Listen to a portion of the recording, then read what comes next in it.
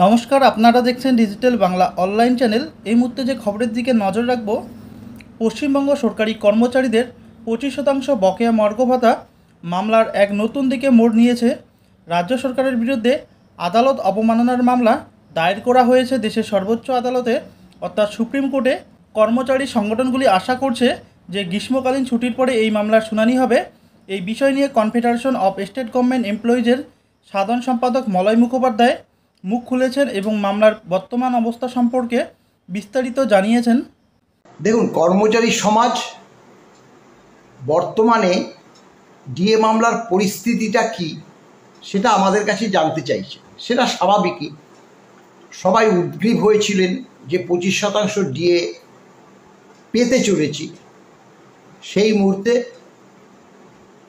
সরকার ঠিক যে দিনটি শেষ হলো, যে 6 সপ্তাহ দিয়েছিল 16 মে অর্ডার পরবর্তী, তার 27শে জুন শেষ, সেই দিনই সরকার ডিএটা না দিয়ে একটা এমএ অ্যাপ্লিকেশন সর্বোচ্চ আদালতে দাখিল করেছে।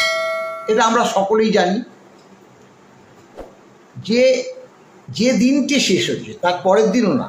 তাহলে তারা ভাবছে যে সময় থাকতেই আমরা এমএ অ্যাপ্লিকেশন অর্থাৎ মডিফিকেশন অ্যাপ্লিকেশন আমরা তো দাখিল করেছি, তাই সুপ্রিম কোর্টে এই বিষয়ে বিস্তারিত তথ্য আমরা সরবরাহ করব, তাই আমরা কন্টেমের মধ্যে পড়ব না।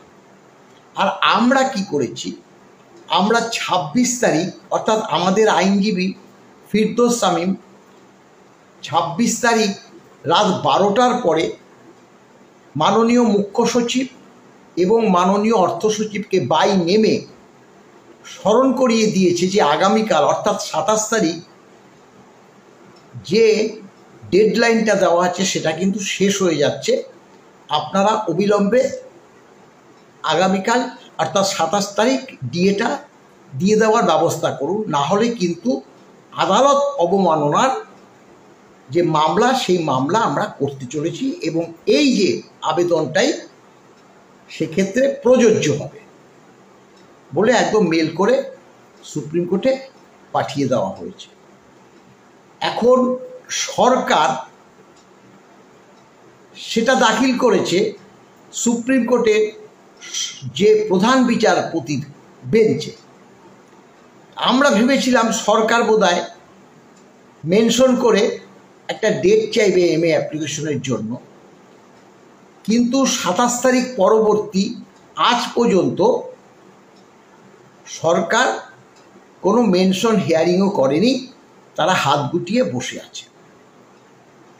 আমরা যে পিটিশন করেছি আমরা পরিষ্কার বলেছি আদালত অবমাননার যে ফাইল দাখিল করেছি, পিটিশন দাখিল করেছি, সেটা মহামান্য সুপ্রিম কোর্টের যে বিচারপতি সঞ্জয় কারোলের বেঞ্চে সেটা কিন্তু দর্জ হয়ে গেছে। এখন সরকার প্রধান বিচারপতির বেঞ্চে অ্যাপ্লিকেশনটা অ্যাড্রেসটা করলেও তাদেরও কিন্তু সেটা বাইপাস করে সেই সঞ্জয় কারোলের বেঞ্চেই রয়েছে। তাদের ভয় ওখানেই যে সঞ্জয় কারোলের বেঞ্চে গিয়ে যদি এমএ অ্যাপ্লিকেশনের ব্যাপারে বলতে যায়, সরকারের কপালে আমাদের মনে হয় অশেষ দুঃখ আছে। তাই তারা যে 4 আগস্ট মামলাটা যে নেক্সট আছে সেই দিনই তারা উপস্থিত হবে। আমরা 14ই জুলাই যে সুপ্রিম কোর্ট খুলছে সেখানে আমাদের আইনজীবীরা বলেছে যে আমরা মেনশন করে ডেটটা এই যে 4 আগস্ট আর এই যে জুলাই মাসে মাঝামাঝি খুলছে তার মধ্যে চেষ্টা করব কন্টেম্প পিটিশনটা হিয়ারিং করানোর জন্য। সেটা অবশ্য দেখুন সুপ্রিম কোর্টের উপর নির্ভর করছে, সেটা আমরা বললেই বা আমাদের আইনজীবীরা বললেই যে ডেট পাওয়া যাবে তা তো না। তবে এটা বাস্তব সত্য যেটা 4 আগস্ট মামলাটা সুপ্রিম কোর্টে উঠতে যাচ্ছে। তখন মাননীয় যে বিচারপতি কি দেখবে, 50% মহার্ঘ ভাতা দিতে বলেছিল, তার পরবর্তীকালে 4 আগস্ট মামলাটা শুনবে। সরকার পক্ষের যে আইনজীবী মাননীয় অভিষেক মনু সিংভি বলল 50% এই মুহূর্তে দিতে পারবে না, তাহলে সরকারের মাজাটাই ভেঙে যাবে। মাননীয় বিচারপতি কনসিডার করলেন, ঠিক আছে আপনারা 25%ই দিন। তাও কমাবার চেষ্টা করেছিল, কিন্তু না, আর শোনেনি 25%। দেখুন, একটা কথা কিন্তু আপনারা মনে রাখবেন, আমরা কিন্তু মামলায় জিতে গিয়েছি, আমরা কিন্তু মামলায় যে ডিএ দিতে হবে সেই অর্ডারটাও পেয়ে গেছি। এখন এটা তো বাস্তব, সুপ্রিম কোর্ট যে অর্ডারটা দিয়ে দিয়েছে, সরকার যতই চেষ্টা করুক না কেন সেই অর্ডার কি আবার ফিরিয়ে নেবে? সেটা হতে পারে? একমাত্র মামলাটা আর কিছুটা সময় দেরি করার উদ্দেশ্য নিয়েই সরকার সুপ্রিম কোর্টে গেছে। তারা চাইছে এই করে করে যাতে ভোটের কাছাকাছি চলে আসা যায়। সেটা হয়তো, এটা আমাদের অনুমান, সেটা হয়তো চালাচ্ছে।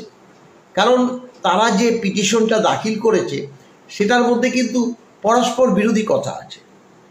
একবার বলেছে যে আমাদের অর্থনৈতিক সংকট, আবার বলেছে ট্রাইব্যুনাল যে ডিএটা দিতে বলেছে সেটা কিভাবে দিতে হবে অ্যানালিসিস করে দেখতে 6 মাস সময় লাগবে।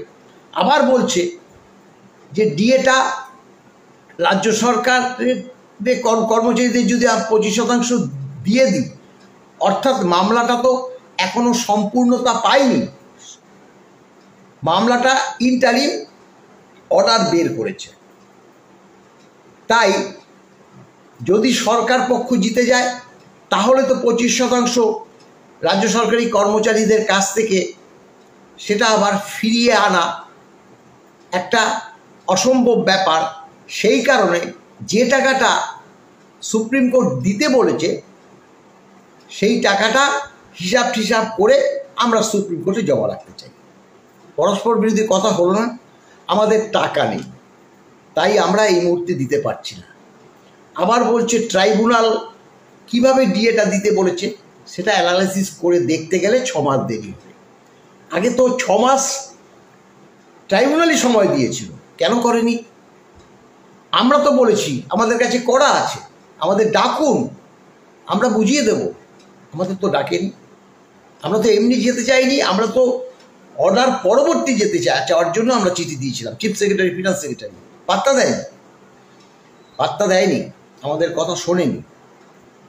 তাহলে একবার বলছে টাকা নেই, একবার বলছে অ্যানালিসিস করে দেখতে হবে কিভাবে ডিএটা দিতে হবে, সেটা জন্য 6 মাস সময় লাগবে। আবার বলছে যে যেহেতু মামলাটা সম্পূর্ণতা পায়নি, অর্থাৎ শেষ হয়নি, রাজ্য সরকার যদি জিতে যায় তাহলে কিভাবে আবার যে 25% ডিএটা দিয়েছি সেটা কিভাবে ফিরিয়ে আনবো, তাই টাকাটা হিসাব করে আমরা সুপ্রিম কোর্টে রাখতে চাই।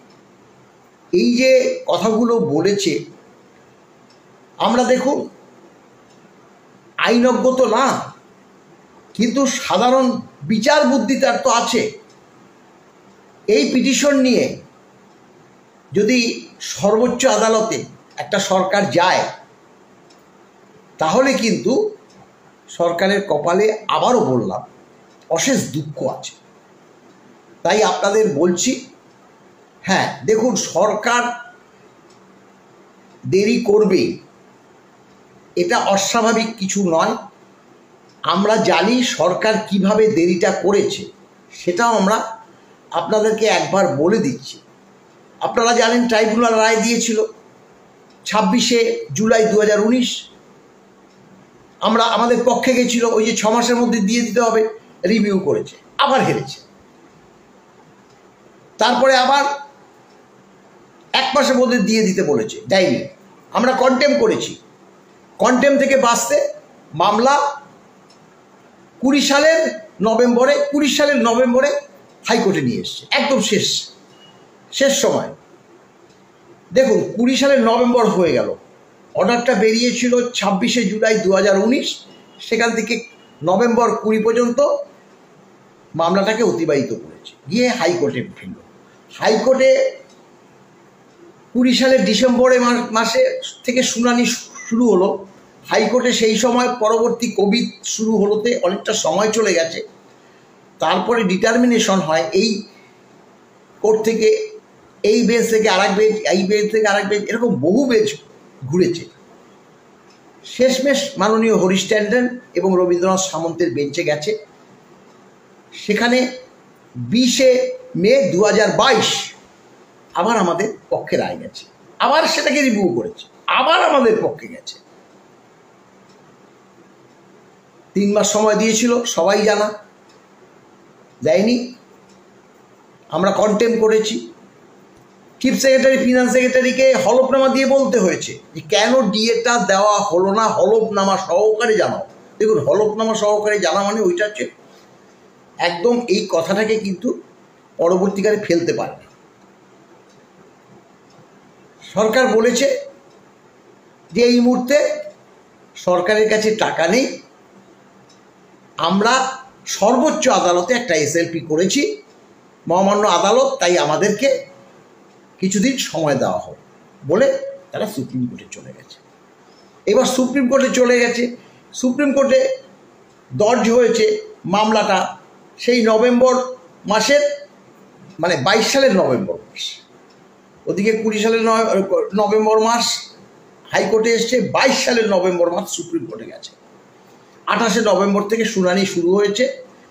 দিনের পর দিন আপনারা জানেন, সেটা তো আর বিস্তারিত বলে সময় নষ্ট করার কোনো যৌক্তিকতা নেই। মাননীয় সঞ্জয় কারোল, তার যে বেঞ্চ, সেই বেঞ্চ দুটো হিয়ারিং বলতে পারেন। 14ই মে বলেছিল, সেদিনকে মাননীয় অভিষেক মনু সিংভি উপস্থিত ছিলেন না, সরকার পক্ষে আরেকজন আইনজীবী ছিল। তাকে বলছে আপনাদের 50% আগে মহার্ঘ ভাতাটা মিটিয়ে দিতে হবে, কারণ আমি এই সব ট্রাইব্যুনাল এবং হাইকোর্টের রায়, সবকটা রায় পড়েছি, এখান থেকে আপনাদের মানে পালিয়ে যাওয়ার কোনো পথই নেই। 50% মহার্ঘ ভাতা দিতে হবে। আমি এই মামলাটা আগামী 16 তারিখ, 14 পরে 16 তারিখ শুনব এবং মাননীয় অভিষেক মনু সিংভিকে কিন্তু ওই দিন অবশ্যই আদালতে উপস্থিত থাকতে বলবেন। আর যদি তিনি না পারেন, আপনিই থাকবেন, এই কথাও বলে দেবেন।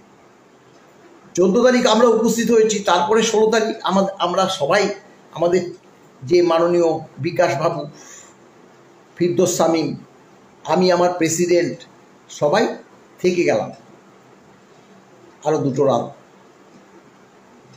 16 তারিখের যে ঘটনা, সেটা তো আবার আপনারা সকলেই জানেন, অভূতপূর্ব রায়। সেই রায় একটা ঐতিহাসিক রায়।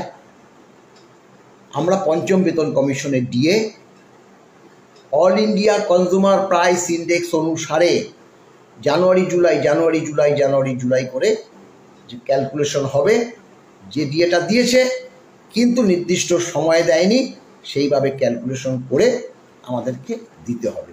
সেই ক্যালকুলেশন আমি করে রেখেছি, কিন্তু দুর্ভাগ্য সেটা যে আপনাদের কাছে জানাবো সেই পরিস্থিতি এখন নেই। আমরা জানিয়ে দেবো, আবারও জানিয়ে দেবো, আমি দিয়েছি, আবারও জানাবো।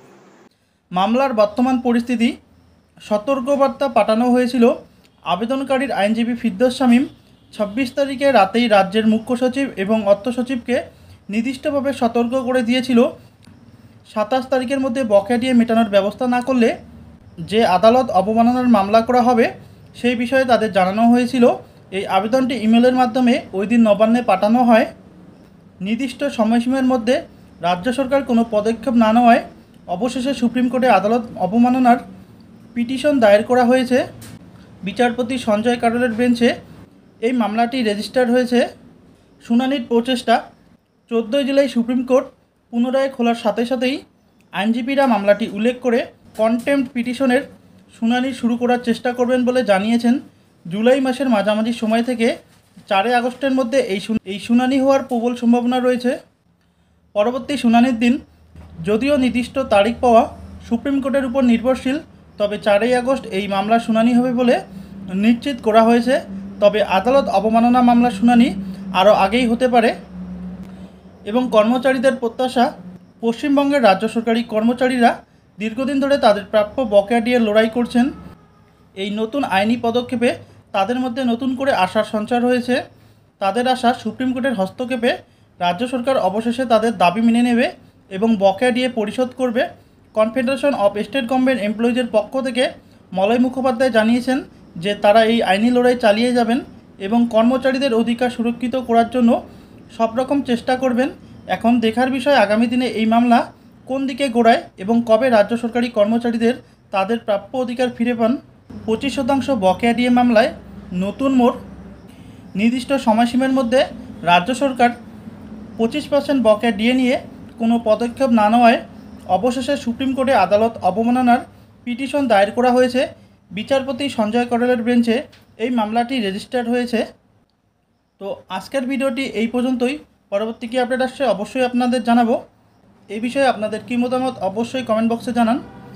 ধন্যবাদ।